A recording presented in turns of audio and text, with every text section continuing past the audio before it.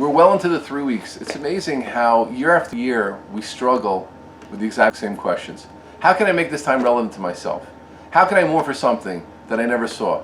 How can I relate to something that is so far away from me? And if you sharpen it, and this question became sharpened to me specifically this year, let's say, for example, someone said, you know what, I think you should learn Kabbalah. You should learn the mystical parts of the Torah. So the standard correct response to that is, the mystical parts of the Torah? I have to get the regular parts of the Torah. I have to find meaning in what I'm doing. Am I davening? Am I learning? Am I mitzvot? Am I bein adam l'chaveiro?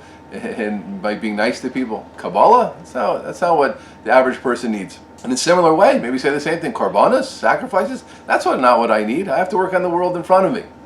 So this is a basic question. So I'd like to offer two Aitzot, two general guidelines and principles and ways maybe for us to approach the sugya, to approach the topic, to get into it, to deal with it, to make this period more realistic and more real and more meaningful for us.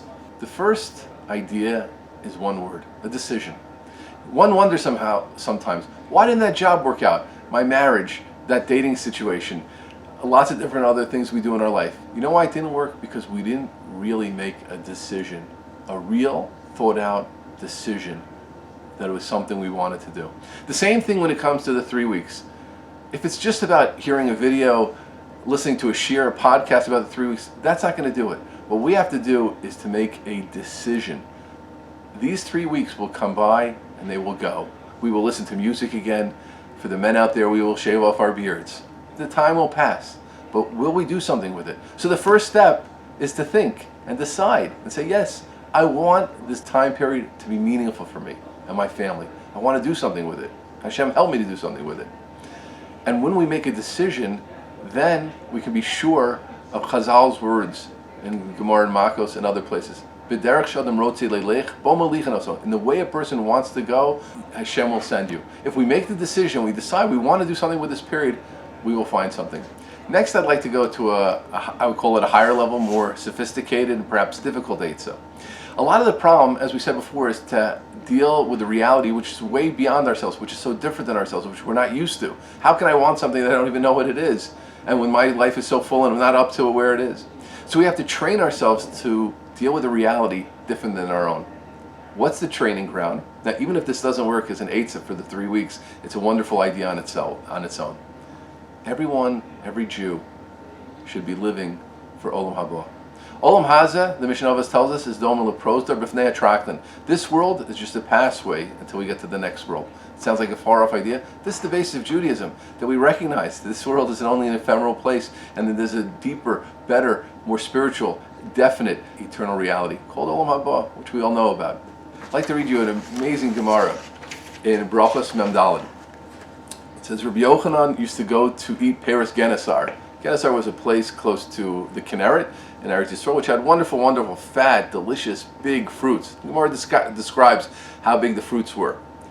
And the Gemara talks about different Amoraim, how they dealt with these fruits. Listen to this. Rabbi Abo Achil, he would eat the fruit until what? Ad heavy sharikle dudva me'apuse. He ate, Rabbi Abo, and Amora, ate so much fruit that a fly would slip off his forehead. Rav Ami, Rav Asi, have a achli adenoter mizayu. Rav Ami and Rav Asi ate so much their hair fell out. Rav Shimon ben Lakish ate until he became delirious. And Rabbi Yochanan would notify the house, and people would come to collect him, to take care of him. What in the world is going on? Seemingly hedonistic activities from Amoraim. Amoraim, the Chafetz Chaim said every Amor had the ability to be Mechayim Mesim, could bring dead people to life. They're sitting and eating fruits, filling their gut with them. So Rav Victor Miller explains that what's happening here was these Amoraim were trying to get a taste of Olam Haba, of the next world. They were dealing with the pleasures of this world, not for the pleasure of this world on its own, but to realize what pleasure is. And then when they had that picture of pleasure, they would say to themselves, you think this is pleasure? This is nothing. Wait till the next world. And by bringing down pleasure more into themselves, that gave them a sense of the reality. And then, of course, only with things that are mutar, only things that are permissible, then they could transfer that thinking and deal with the next world. And Rav Victor Miller suggests a person should do this with all aspects. You see a beautiful sunset, take it in, enjoy it, and then think to yourself, you know what? There's something far greater than that. That's what it means to live with Olam Haba and to direct. And our whole Olam Haza, by the way, will be totally different. We won't worry about things we don't need to worry about. You lost $1. have to be considerate and intelligent about our money. If you lose some money, you lose some money. It's only this world.